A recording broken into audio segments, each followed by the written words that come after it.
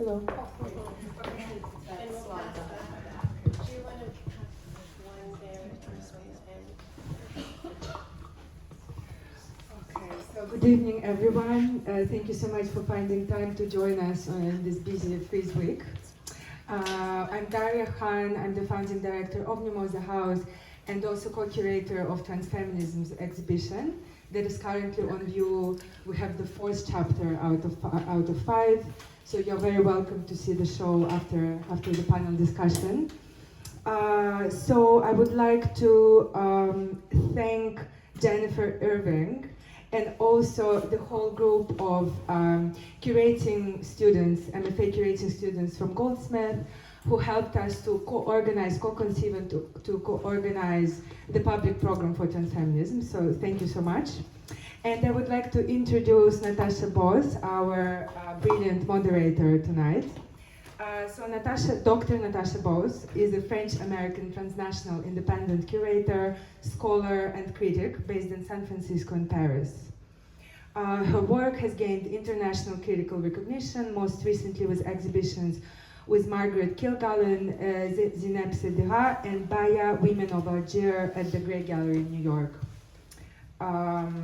And just last Saturday, Natasha opened a transgenerational exhibition that engages with the history of counterculture in the San Francisco Bay Area with emerging artists, entitled Opening the Mountain at Marine MoCA, inspired by Etal Adnan. Yeah. So thank you so much, Natasha, and I pass. Thank you so much, Daria, and thank you, everybody. Jennifer and I, Jennifer McCabe, who's one of the 3 curators of the show, and we have a 4th curator joining us tonight, and I'll introduce everyone. We just flew in last night from San Francisco and Scottsdale, so forgive us if we aren't fully alert. Plus, we have the freeze hangover as well, which is not pleasant. You used the word brilliant, Daria. Thank you. I used that word for the curators here on the panel today. 3, as I said, of the 4 panelists have been involved in the 5 chapters of transfeminisms, which have been shown. The 5th one will be shown here, and then all 5 of them will be at the Scottsdale Museum of Contemporary Art, where I've had the pleasure of working with Jennifer on multiple exhibitions. First Daria, who founded the Mimosa House, who just did our introductions as a curator as well. Daria Khan, Christine Eyene, research curator at the Tate Liverpool, correct, as well. Also, Eyene, sorry, excuse me, I should have asked. Also French, living now in London.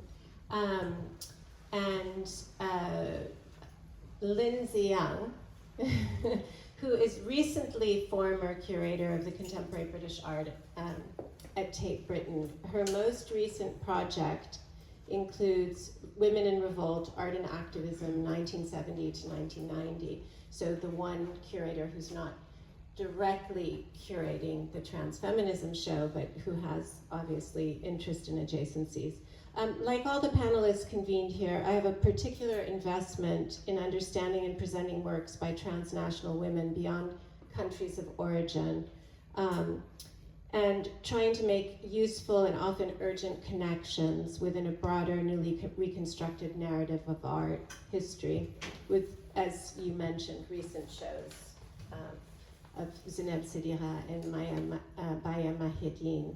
So I've been thinking about the word trans and the word feminisms colliding. So and we call feminisms often the F word when we're talking with our students. I teach at UC Berkeley in the art department, and there's a kind of resistance to the prefix trans and to the word feminism. So I'd like to begin with that sort of in mind, that you have created a neologism here in some ways as the plurality as well as trans and feminisms.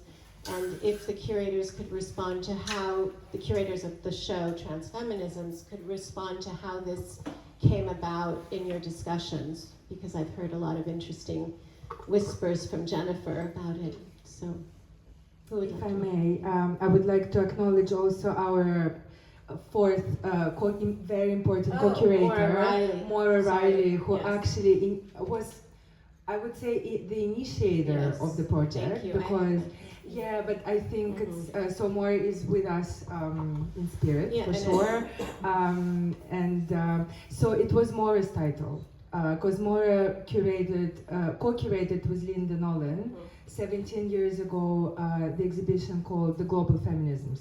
Linda Nochlin. Yeah, at the Brooklyn Museum in New York. And then Maura's idea was to revisit, the subject, the themes of the exhibition, and also to rethink where we are with the feminism today.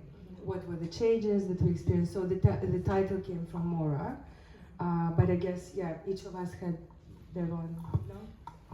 Yeah, and I would say I did a project as part of my PhD about feminism, but it was called Counter Landscapes, performative actions from the 1970s to now, and I really was concerned about using that F word, and so I intentionally made it kind of obtuse and calling it Counter Landscapes.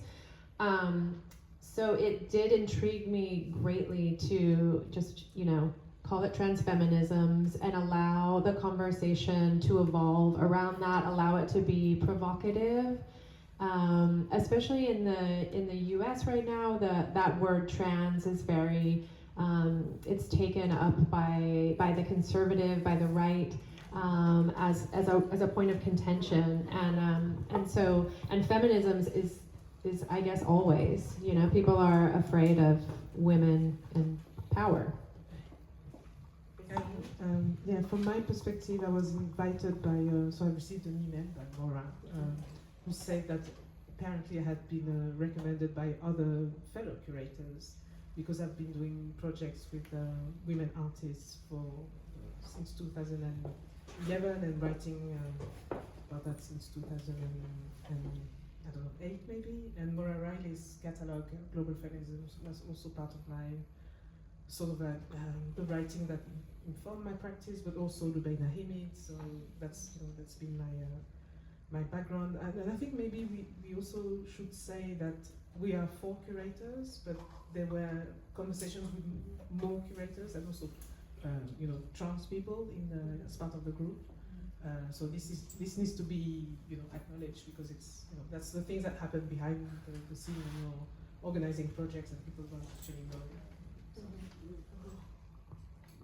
And so one of the things, and I'll ask you further about that, thinking about Maura Riley's contribution and Linda Nochlin, again, we're in a very specific type of scholarly feminism.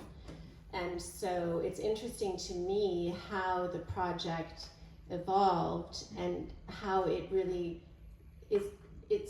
doesn't really end up being the same project, obviously, as 19 years ago. But I'm wondering, Linsey, if you had any insight into how you read this transfeminism project in relation to the original show, or in relation to your own research.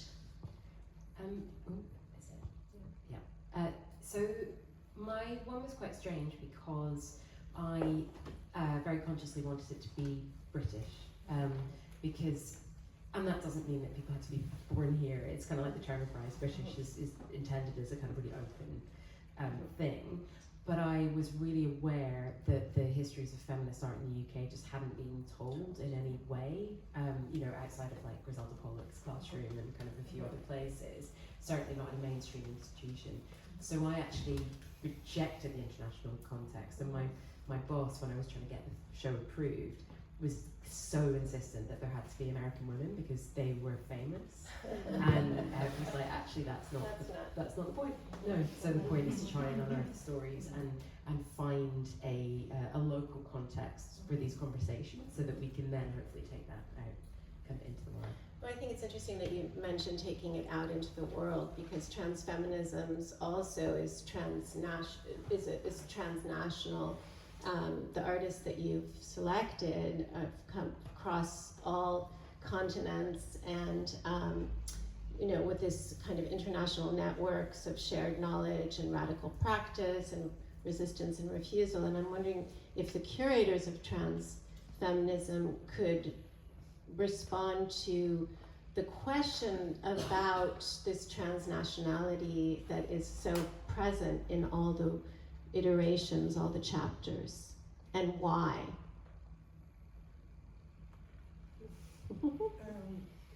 Well, I suppose we practice the contemporary, times where artists come from different parts of the world. I mean, from my own perspective. So when I joined the project, there was already because we had like a very, very long list, which was really difficult to narrow, and for me it was painful, and there were so many more artists that we wanted to put in the exhibition.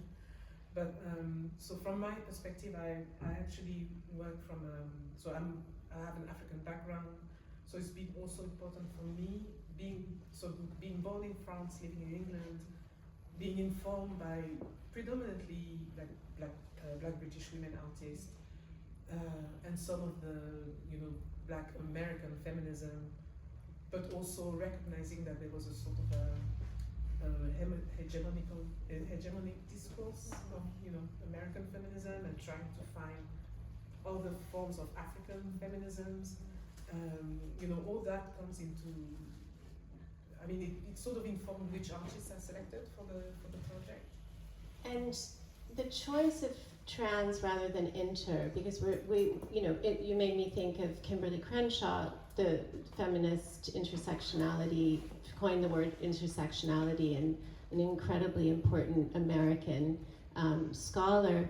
And why not inter-feminisms? Why transfeminisms? To the curators. I think Daria responded to that when she said that's the title that stuck. But we did debate about the title, so it wasn't. There's a difference between inter and trans that I'm trying to get to. I think trans is more inclusive. Again, depending from how you translate it in your native languages, no? Because for me, it means probably going beyond something. It's about expansion, it's about translation, it's about transformation. So I just felt that this trans addition to feminisms allowed us to go beyond and question much more, in terms of also obviously gender, subjects, and also what is within feminism, and how this, even the word itself, as you also mentioned, Jennifer, how are we using it today? Because I guess also in terms of the international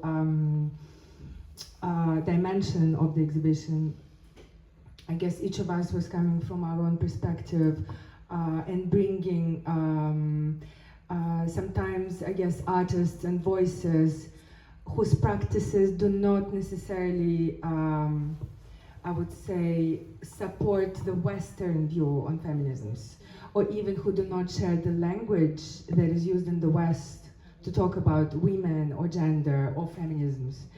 And that, I think that is important to mention, that it's not I guess this vocabulary that is used in most of the scholarly books is not really applicable, I think, for quite a few practices and artists who are in the show. So for me, I think, I guess that's what trans also allowed for this inclusion. And it can speak to the notion of translation as well. Yes. We had a talk yesterday morning with the McCabe. Is it what?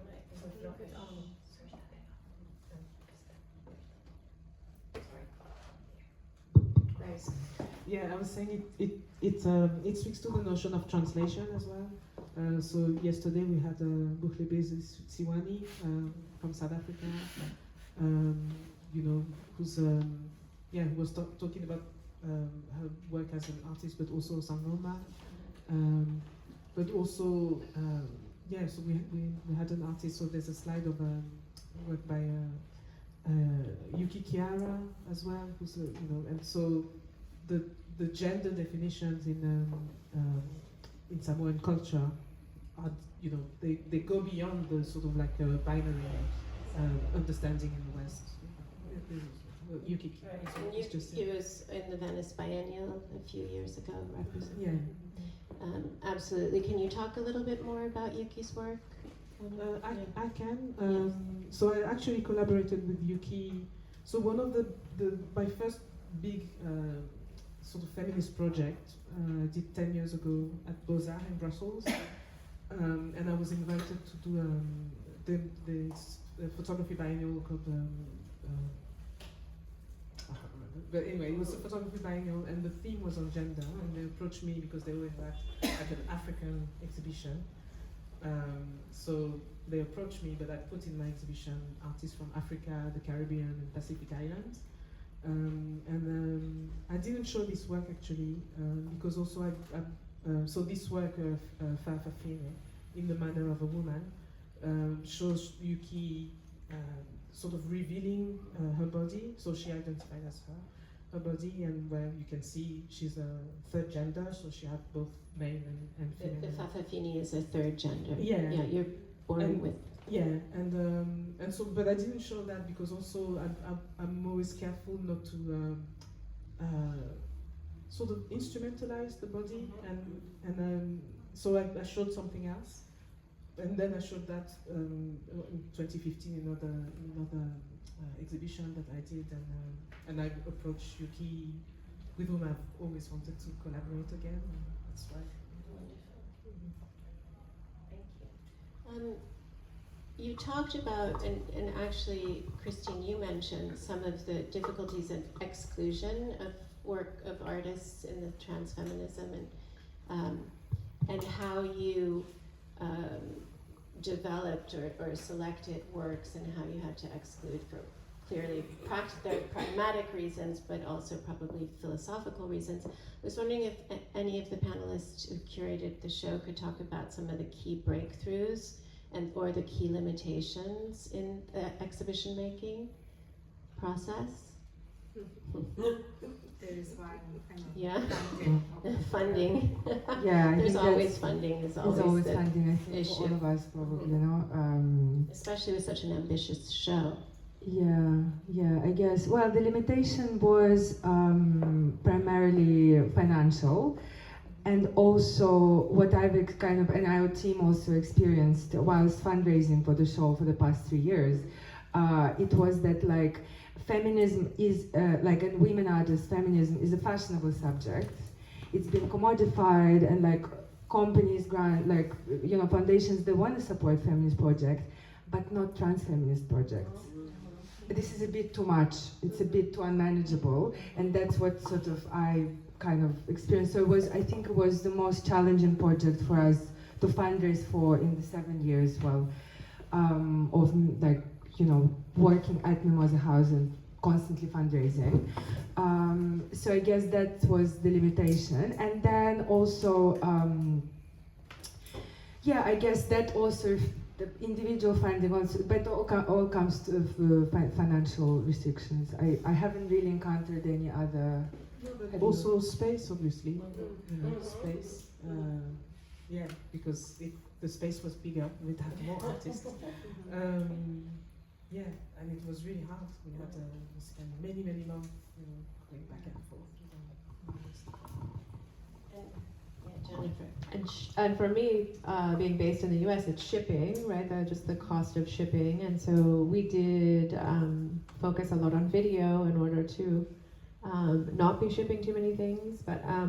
But ironically, I got a lot of funding in the US from foundations, and even from the NEA, which is our one federal source of funding for the arts. National Endowment. The National Endowment for the Arts. So I was able to raise money on a national level, but I feel like the support for trans feminisms is not so high on a local level. So that is challenging. It might be, if it's interesting, it just, so at Tate we have had a really big kind of development team who are brilliant. We could not get a corporate sponsor for the show, and I've never worked on a show that didn't have a corporate sponsor, and I was so proud. But we went to tampon companies, we went to sex toy companies, we went to like Dove, and you know, all these people that think they're progressive, and no one would go near it, because I would go in with the deck and talk about the show, and I'd say this is trans inclusive, intersectional, you know, talking about violence, talking about all these different things, and no one would fund it. So in the end, you know, the money comes from the central budget and the ticket sales, but individual women stepped up to fill gaps, and that's what happened. So there were 3 or 4 individuals who made the show happen. And the other thing that I found really interesting, and I'd never thought about before, was the kind of limitations of the institution in terms of its the patriarchal nature of its structures around budget. So I kept saying, or me and my team kept saying, look, can we release a bit of money early, because if we start conservation now, this will save a lot of hassle for people, and it, you know, because we had about 700 artworks and archive items, many of which had to be conserved, and the institution couldn't change shape. It was like, no, that money gets released at this point in time, and that was really interesting, because the reason we needed it is because we were dealing often with older women who had no income, or you know, or had never made money from their work, and we felt it was our duty to support and care for them through that process, but we couldn't move quickly. That's really interesting. I mean, institutions move slowly, but specifically what you said, there was no shape shifting in the effect of this, your exhibition. And of course, Mimosa House is a smaller, more nimble and flexible institution. And Jennifer, we have represented here 3 different levels of institution, because Jennifer's museum in the desert, which is a beautiful renovated cinema. How many square feet do you have? You have a large, huge capacity. Nobody understands. Oh, sorry, meters. Excuse me. Sorry. Okay. It's large, but it would be mid-size in comparison to the Tate. But the pushing of this shape-shifting of the institution, which I'm particularly fond of smaller, nimble spaces, because you can move quickly and you can respond to contemporary issues with urgency. And the Tate obviously is a giant machine, like so many of the major institutions. But the fact that you brought up this model of funding and this patriarchal model, is there somewhere in the 5 chapters, and why 5 chapters? I'm thinking you decided to do chapters that's probably based on space and all these other things, but is there a kind of like pushback on hierarchy, or a kind of received way of storytelling that you might have thought about as you went on with your curating of transfeminism, or your curation? I think mainly we had interesting conversations, because the exhibition, apart from the fact that I mentioned that Yuki, I approached Yuki, but it's really like a collective curatorial approach. So obviously, you know, we had our list of artists, but like in the way the show is curated, we try to present work that speak to each other, and within that, you know, create a sort of like have an overarching theme. I think you really feel that with the 5 chapters, that there isn't an authorial authority in your curatorial presence. It's felt while experiencing the different chapters. And I would say there's a lot of fluidity between the chapters. You know, it was just what artists, we were looking at artists and allowing their focus to kind of rise to the top. So the focus of care, you know, could also be seen as activism. There's plenty of overlap there. It's interesting. So care and kinship, the idea of the curator is the caretaker, but in this case, how are you thinking about curating kinship or kinship curation? Because it seems like very much the model of the entire transfeminisms to me in many ways. Yeah, I don't know. I mean, the themes are also informed by the artist practices. So it's also, you know, it's also what the artists give us and what we try to share with them. I mean, I can give the example of Masha, who's here. So one of the artists was the worker upstairs, and whose work is looking at you know, the sort of matrilinear lineage, and you know, I mean, there is an aspect of care in her work, and McCabe and Siwani as well. And I feel, I mean, from my perspective, because we all, I have to say, I learned a lot from working together, and like, because some artists I didn't know, or like, you know, they're not part of my practice, but I also try to bring in the project my way of working, which is asking for the artist to be invited, which is also for me you know, a form of caring for the artist, you know, and how they're, you know, how they're being treated when they come in a space. And you know, it's been great that being with Divya and Daria, you know, they've been accommodating Lovely that, because I think it's also important for, you know, obviously for the work to be there, but also for the artists to engage with their audience. Especially working, I work a lot in Africa, so I work a lot in the global south, and sometimes institutions, they're happy to have the artwork, but they're not so much concerned about, you know, bringing the artist and what do the artists need. Especially sometimes you have artists who are parents and single parents, so it's always something that I'm considering, you know, when talking to the artist. Yeah, the curatorial sort of artist-focused exhibition, and that's also very much, one can sense from the 5 chapters as well, that comes through, I think. Do you? If I can, yes. sorry, just add about the kinship. Whilst working on this chapter, I feel like, I've learned a lot from artists, and what I realized is that I feel that sort of the leitmotif of this chapter is somehow the withdrawal from individual authorship, because each single work in this chapter, it includes in the act of creation ancestors, future ancestors, such as a Savage Club, you know, so it's inclusion of all women who were before women, so like the lineage of the artists. So I thought that is an interesting sort of way and mindset that I was thinking, how can it be also applied to the curatorial, you know, practice? Right. Because, and it's somehow reflected in the, collective, I guess collective aspect of curating this exhibition, how everything kind of merges all voices. Back to the trans through space and time, as you mentioned in the curatorial statement. How can we collectively, sorry. So, what happened? No, don't worry. We were just, it's fine. Oh. It's hard to generate a lot of questions and not answer.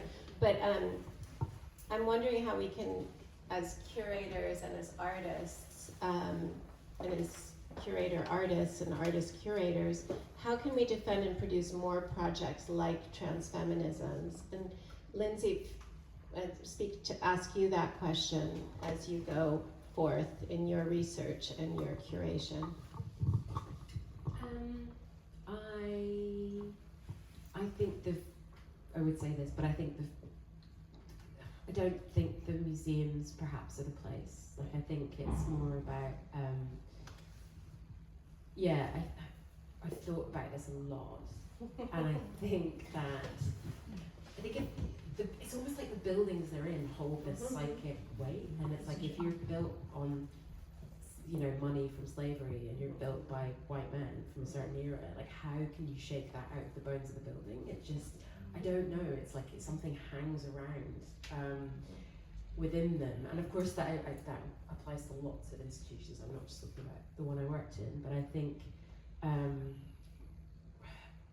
there's something really exciting about not looking at them, not looking at institutions or traditional art histories as places to go to. I think the process of making Women in Revolt, which was 6 years, has completely transformed the way I think about my career and my practice. You know, I don't want to work with men again. I'm not particularly interested in it. Here. Yeah. No. And Yeah, some people yes, get really annoyed when I say that, but it's true. We you say know. that. And I am not interested in the canon. I'm just not interested in it. So that is really thrilling, and I think opens up lots of different perspectives. Yeah. Another thing that, Natasha, you and I were talking about coming off of your last exhibition was the intergenerational model of curating, and how bringing in multiple generations is, you know, akin to working with artists from across the globe, and that there's something really rich and rewarding and generative in that. It's, yeah, I say I don't want to work with men again, but I also don't want to work with women under 60. So I'm like 60 to like 110 is my sweet spot. So I'm there. You've got me. You've outed me. So if you think about back to and I want to leave time to. We have I'd like to leave time for Q&A. I think it might be the moment. Is that all right to open it up to the audience for questions, and like to have some conversation? Does anyone have any questions for the panelists? Sorry. Oh, sorry.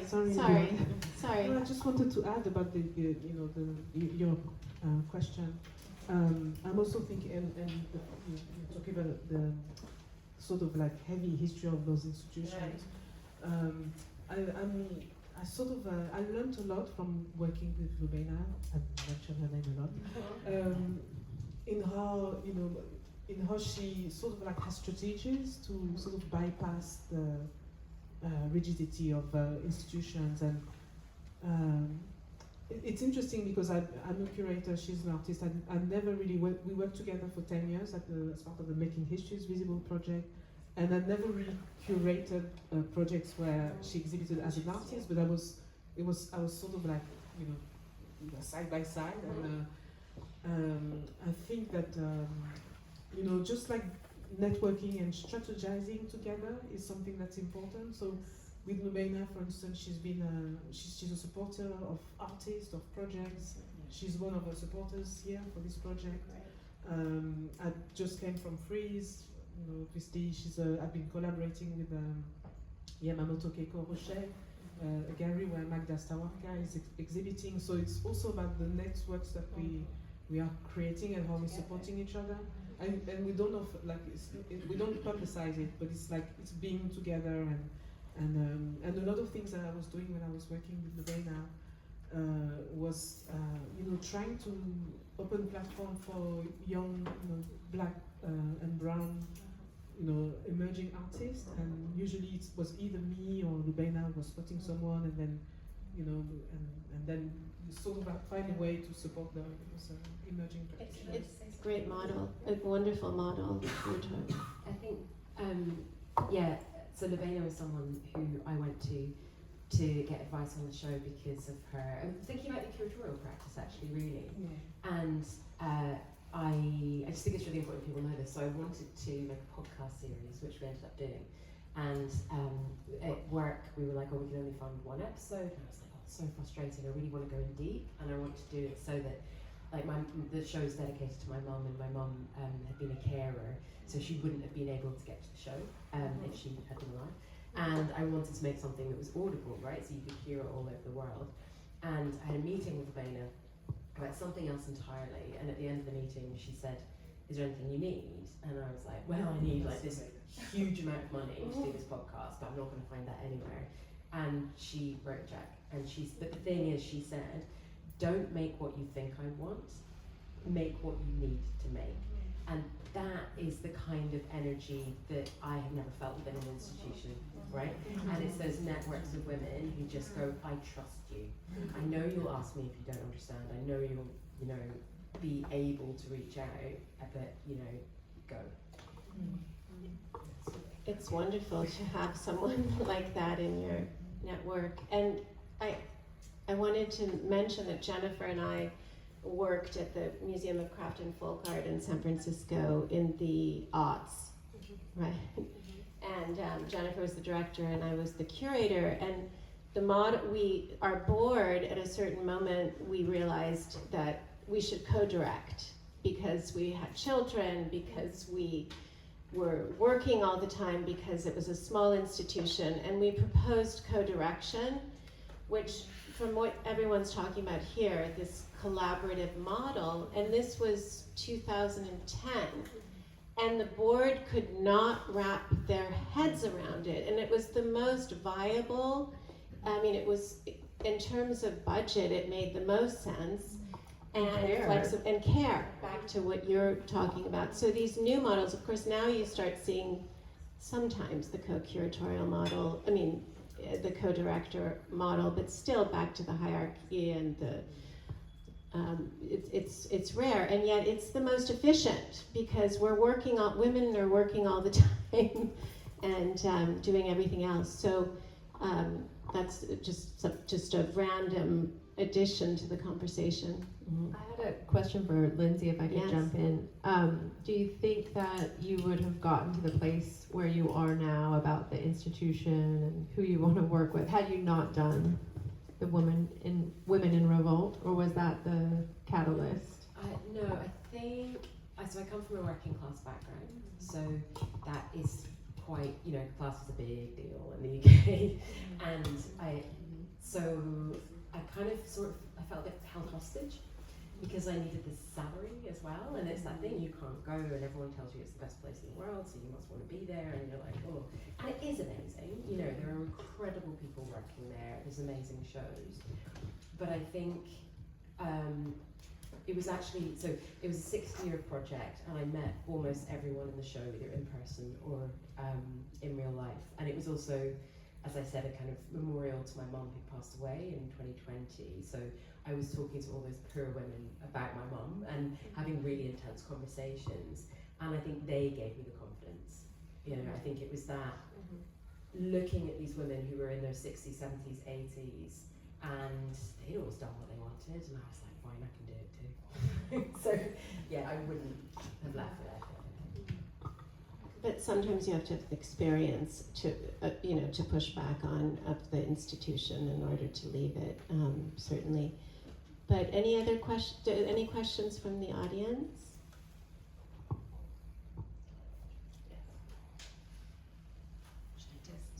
Oh, microphone. Sorry. Oh, sorry. It's okay. Can you help pass the microphone? Thank you so much for your thoughts and your labor and your willingness to gather. I have 2 questions. One is about the equitability of resourcing and how, when we're working in different geographical and social contexts, how you manage to create any equitability around that, and especially in the UK, where we know that artists are not paid enough, curators are not paid enough, time is not resourced well enough, and then working with people in countries and contexts that are even more inequitable. I just wondered if you could speak a little bit about how you do that, and if there's certain frameworks that you might be sharing. And then the other question I have is, are you writing and archiving about your own organizing infrastructure for that next generation of curators who are working in this way, to understand what that substrate of interaction and conversation and gathering looks like? Great question. Really good questions.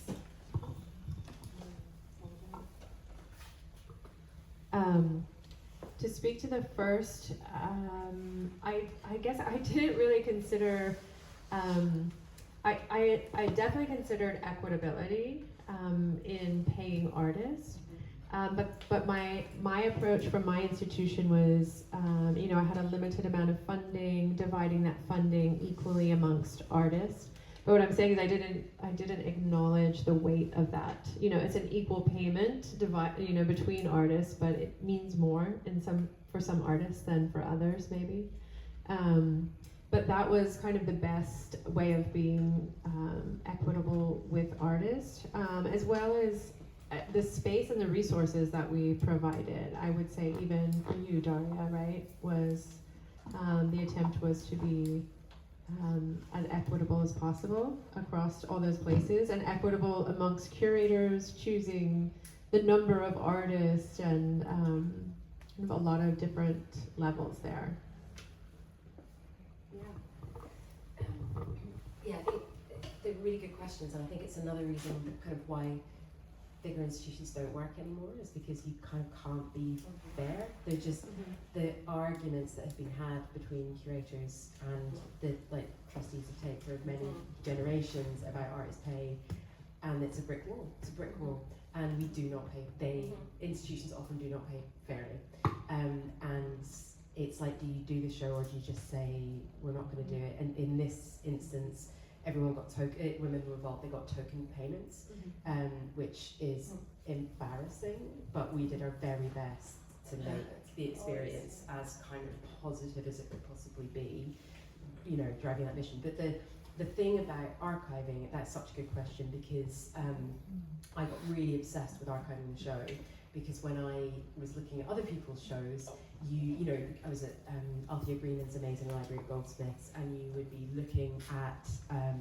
Curating, this incredible South Asian show that was made in the 80s, and there's like one picture of a corner, and you're like, oh my god, like what's around the corner?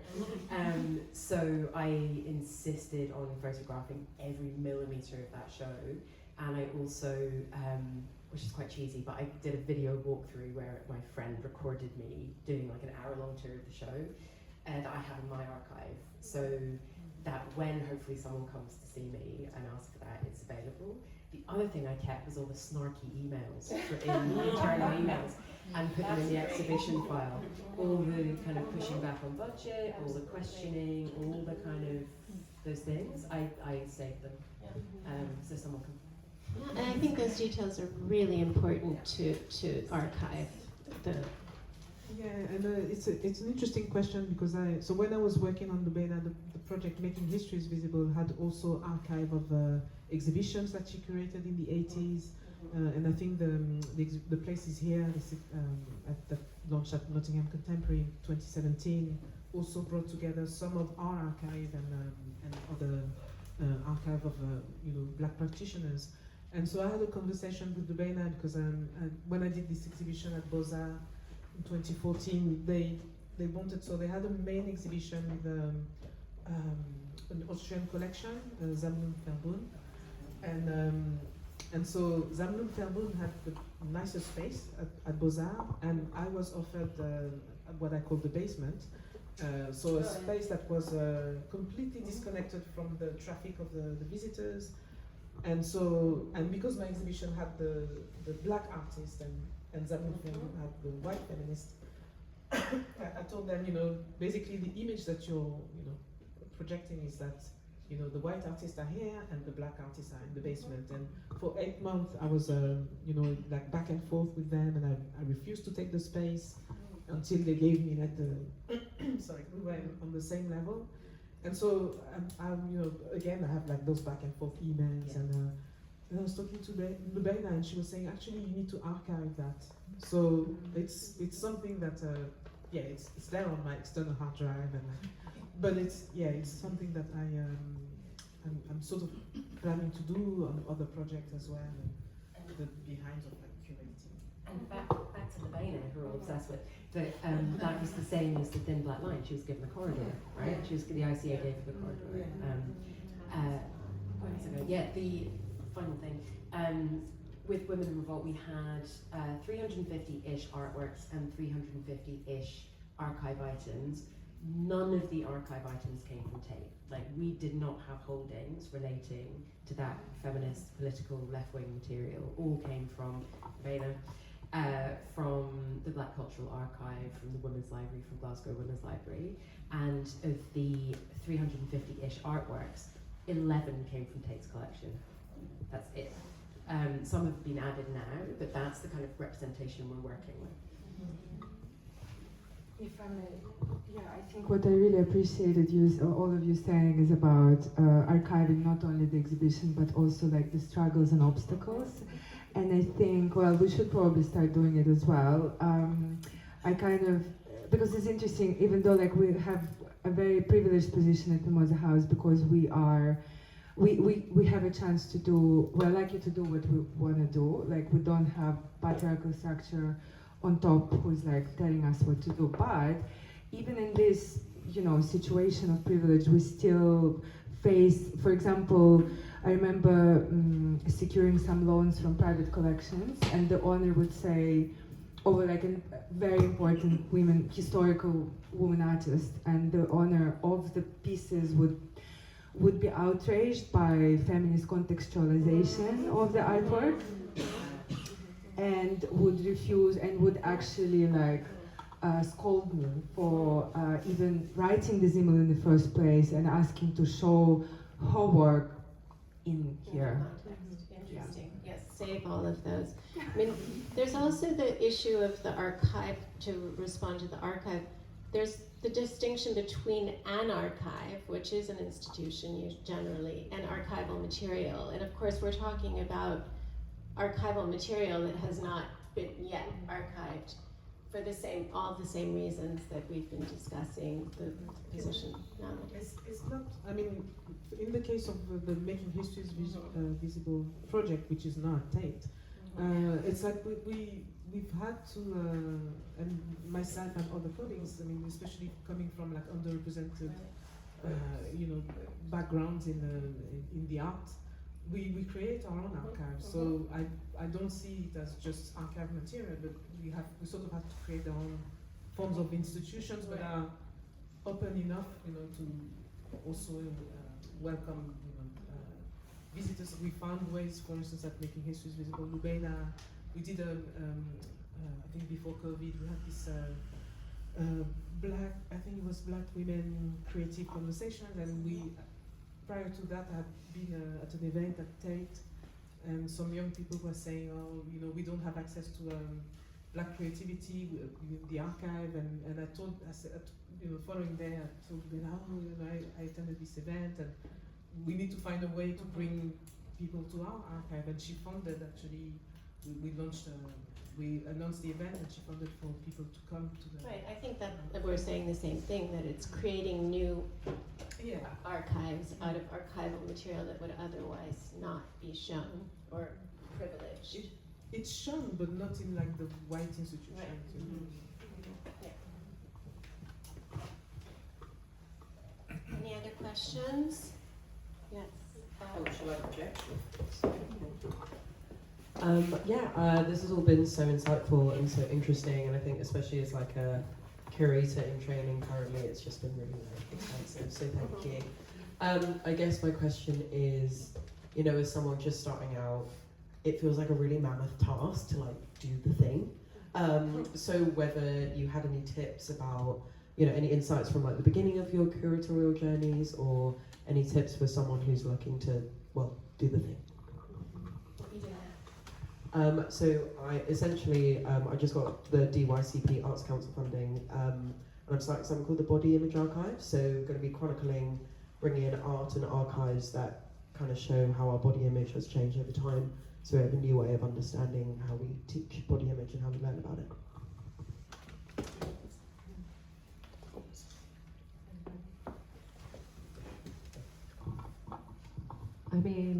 I think the advice that I would give my younger self would be to do it. Like, do it.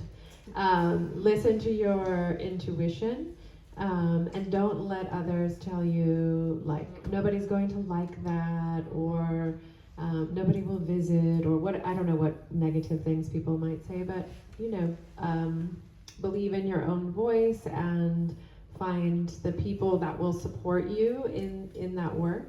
And sometimes you have to find your own spaces, right? You know, Daria? You gotta find your own space or make your own space. Yeah, actually, yeah, I guess Mimosa House could be a good example of that for, yeah, to just start doing something without thinking too much and like into where it's going to lead, and then just trusting the process that it's going to lead into somewhere and develop into something. And I think peer support is very important, so having a supportive network, asking people for mentorship, being not being I guess shy to ask for other women you know, for advice, for support. I think that's very important.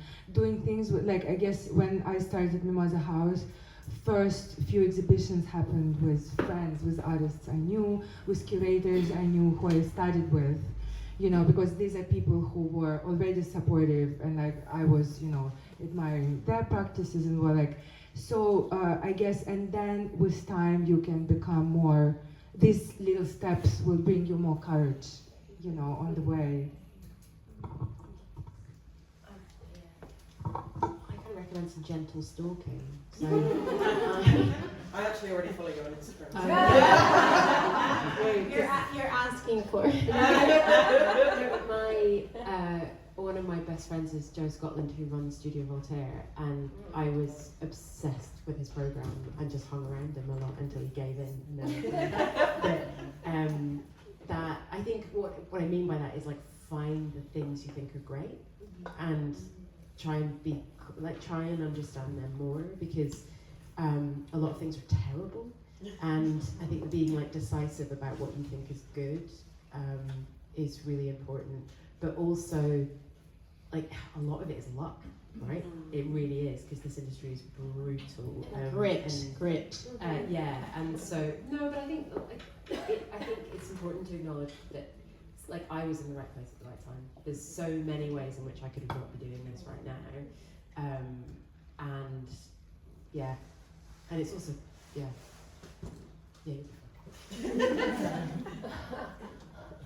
But Linsey, you did open up a space at Tate, whether it was, I don't know whether there was some sort of resistance, but you actually opened up that space and you claimed a space within Tate Britain, and you made it happen.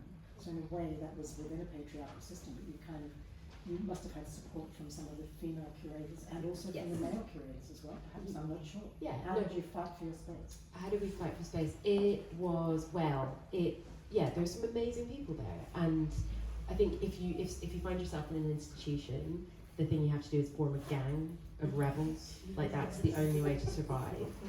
And I did that, and there was a woman called Sam McGuire, who's a curator of interpretation, who's absolutely amazing, and she, I don't know, we worked with other women, with other people who were really committed to the project to kind of hold as much space as we possibly could.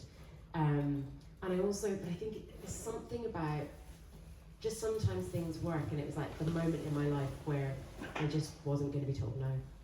And sometimes that's just the place you're in, and I was just like, no, that's So at the end of the project, what was the institutional reaction? That's what makes me curious, because it was actually a triumph. Who's here? And so, yes, so I'm curious to know how the institution. Good, yes, there are some Tate people here, like ex-Tate.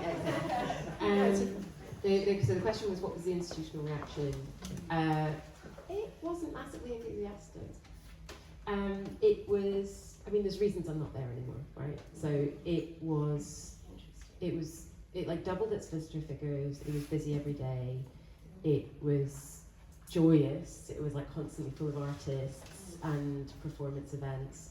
The front of house staff loved working on it. You know, it was really like integrated, and there wasn't a huge reaction from the senior higher ups, which I was quite disappointed by. So yeah, but every other reaction has been completely amazing. Like all the other colleagues, and you know, we all cared for each other and loved it. So it's not a negative, it's just the way those things are. I think they're quite competitive spaces, and that's not, I think, how the world is anymore.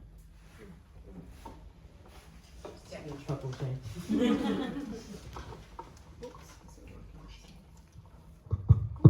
Hi. I was so privileged to be able to just have a little bit mingle before everyone else arrived, and thank you again for everyone who's been here. I'm very curious because I've never been to Jennifer's institution, or the institution that you are about to host, or you come here to represent, or about to host the show. So I'm curious to hear from you, maybe giving us, all of us, a bit of background, introduction about the story of the institution and how come you come to the point where you are hosting it, this show, and also we had a little bit of conversation about how you might think that the reaction could be for the audience out there, and also maybe your insight on is there potentially going to be also interest from other institutions in America, because it's such a vast landscape. Thank you. Thanks for that. Let's see, the institution is in Arizona, which is A swing state, in case you don't know. a swing state. Yeah, it's political season in the U.S. and Going. I mean, it's terrifying. And the actual city is economically well off, so socioeconomically high on the scale, which leans towards being more conservative. And I just, built a working ethos over many years and have had a lot of freedom. So when I met Maura Riley, and like Christine, really admired her global feminism show, obviously all of her writing, and Linda Nocklin's, studied with a feminist scholar, Whitney Chadwick, in San Francisco. And so it felt very natural to say yes to that exhibition. And also, I guess the rebel in me was like, this is the perfect place to do it because people may not embrace it, and so the kind of patriarchal side of the institution is very terrified of the exhibition. And my strategy was just to find funding for it, to find that national funding that said, these are conversations that people acknowledge are necessary in other places, and we need to have them even in the places that are uncomfortable.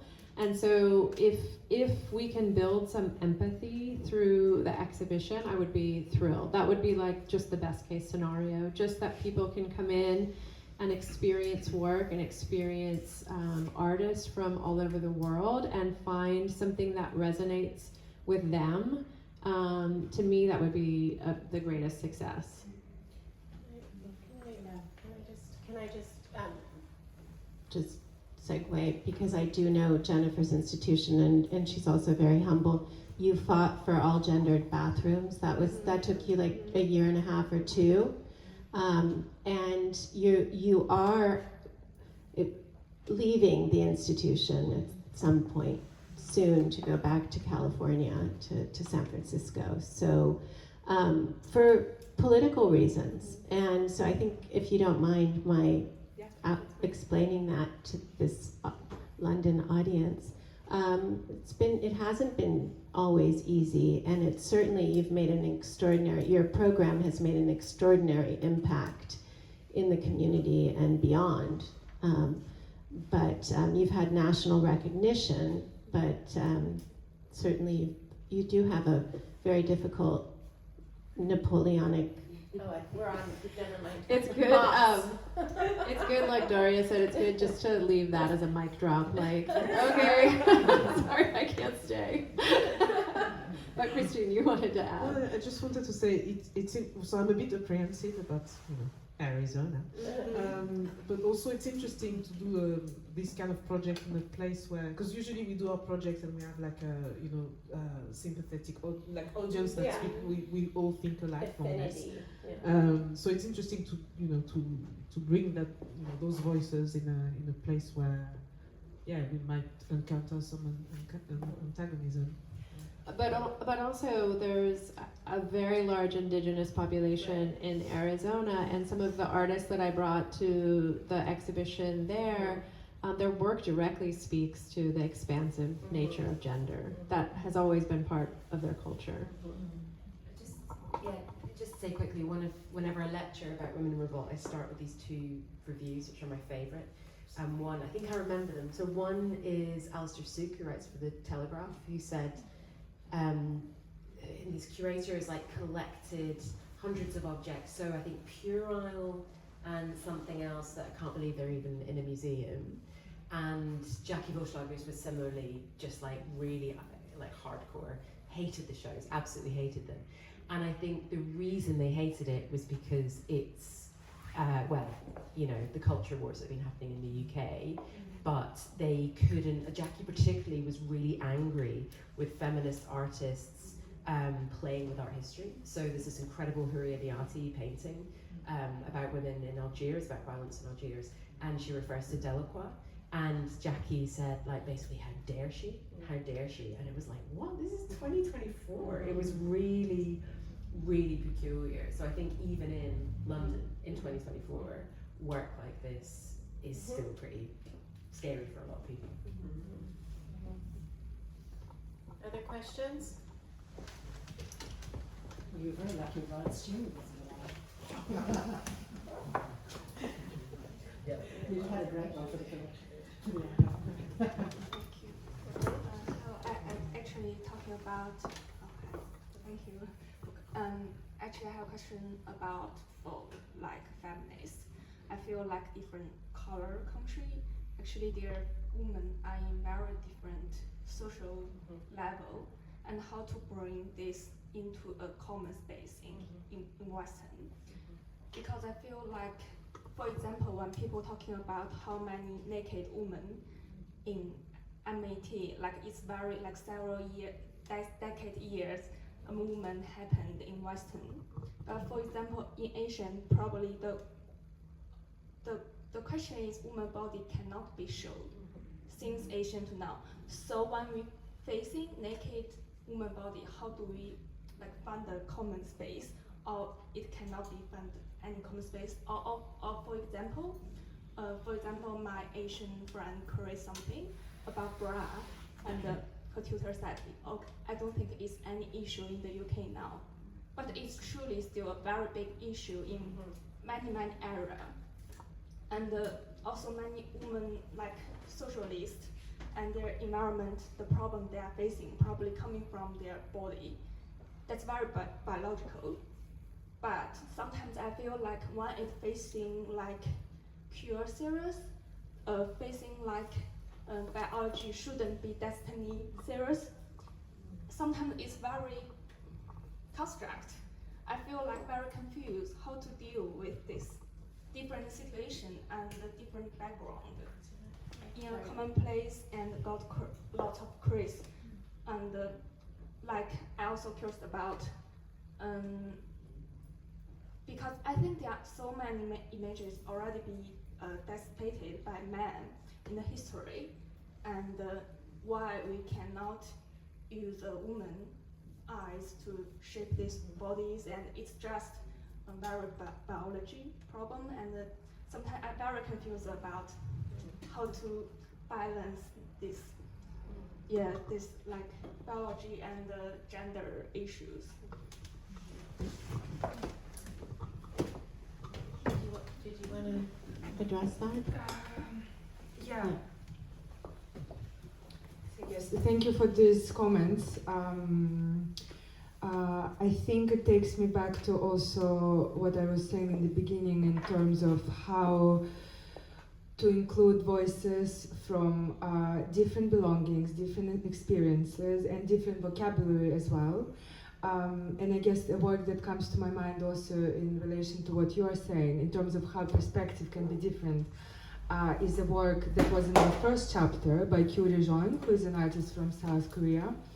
And the work was about prenatal discrimination against girls, which, if we think from the Western feminist point of view, pro-choice stance is undebatable for feminists. Whereas I guess Curie was questioning this very problematic gray area of that when prenatal discrimination happens in East Asia, in this case in South Korea specifically, it's against women, it's against girls. And so that's something that we need to remember, that it's not, again, the Western perspective is not, or like, as you're saying, their view on women's bodies or women's choice to be veiled or, to dress the way they choose and how to negotiate it within patriarchal structures.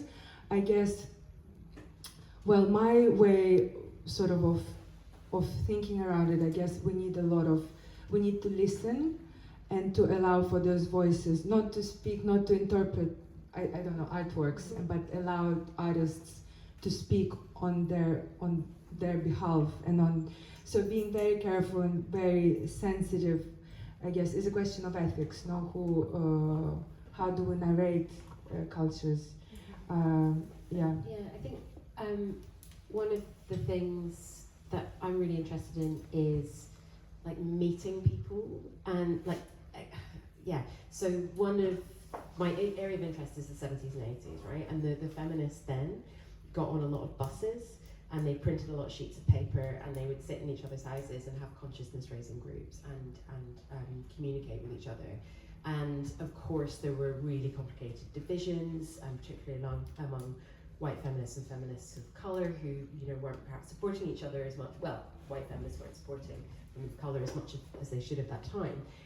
But I think places like the Feminist Library in Peckham is a really amazing space, and they have lots of days where you can drop in and have conversations with other women about global feminisms, right? And about trying to understand our sisters and their struggles across the world. They're doing a singing thing on Wednesday, which is like a sisterhood singing session I don't know, have a look, it's really amazing. And I think that in person, those meetings are really special because you can ask questions that feel complicated or uncomfortable.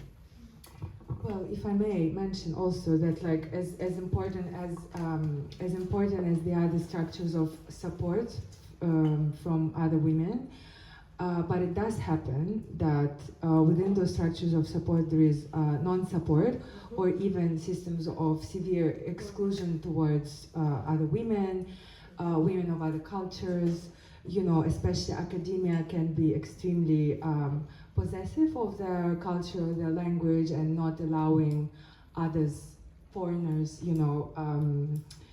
to speak on what they consider on their behalf. So I think that's also, I guess it's a much wider question, but I guess it's just something that we all need to acknowledge, that there are difficult spaces to navigate even when there are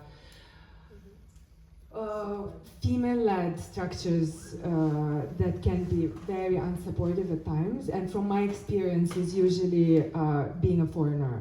It's your language, your culture, you're different, you are not in the right place to speak about this subject or that subject because you don't have a valid belonging, Interesting. Other questions? Shall we conclude? Thank you so much. Oh, sorry. Hello, thank you for the talk. My question is about this moment that we are experiencing globally. We have a situation in Palestine which is affecting the political space and the freedom of expression that's permitted in our cultural spaces. So what I'm finding is that in our hierarchical institutions, there is a shrinking space, whereas in society, the public at large have greater political awareness, they're getting more involved in political activism. And my question to you is, how do you think this moment is changing the cultural space and relevant to your institutions, for each of the speakers?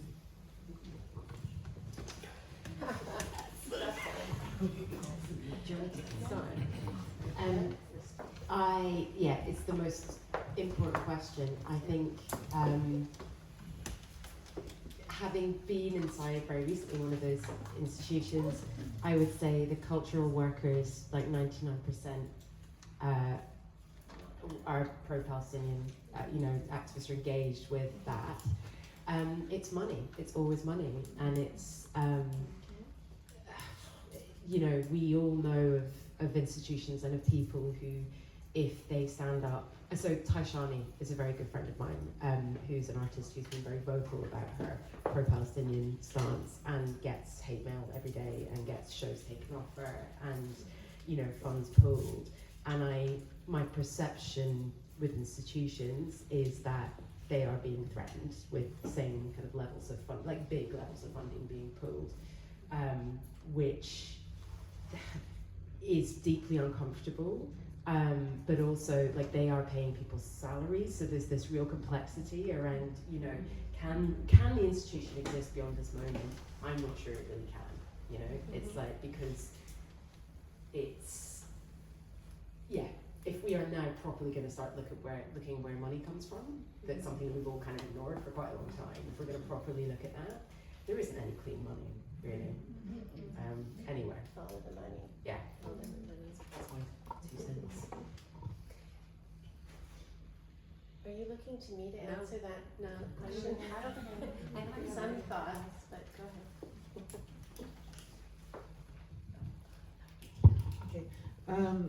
I feel like it's like institutions are not really the place where we can really challenge, I don't think they're going to change because they would crumble because of this, So I think we need to find like other alliances. So and sometimes we have to be strategic in terms of how places where we can be vocal and other ways that we can do things behind the scenes. So I'm that kind of person, and trying to see how, for instance, how we can support Palestinian artists. It's really about the same sort of like underground tunnels that we sort of have to use to create, to sort of consolidate these alliances. So there are things that you see above the surface and things that are below the surface that are taking place. But I think like you're saying, most of the but I also have like Jewish friends who are against the occupation of Palestine, and they've had shows cancelled. It's affected everybody. Obviously.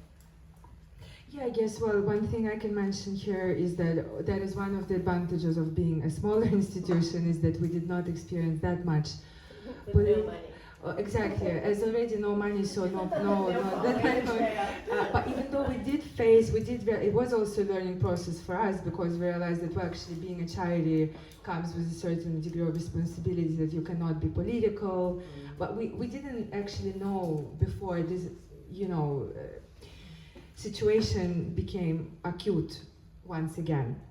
So there was that. There was obviously like individual donations that did not happen because of certain conditions that people wanted to put on their money, and how money can be used. But I guess that all of that did not come as a surprise.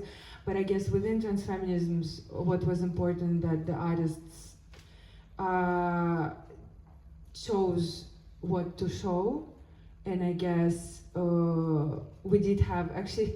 The first work in the first chapter was No to Genocide on the Facade, and that is what Bayan chose to show, and that was not questioned. I guess if we were, here it is, if it was somewhere else, I think it might have been different.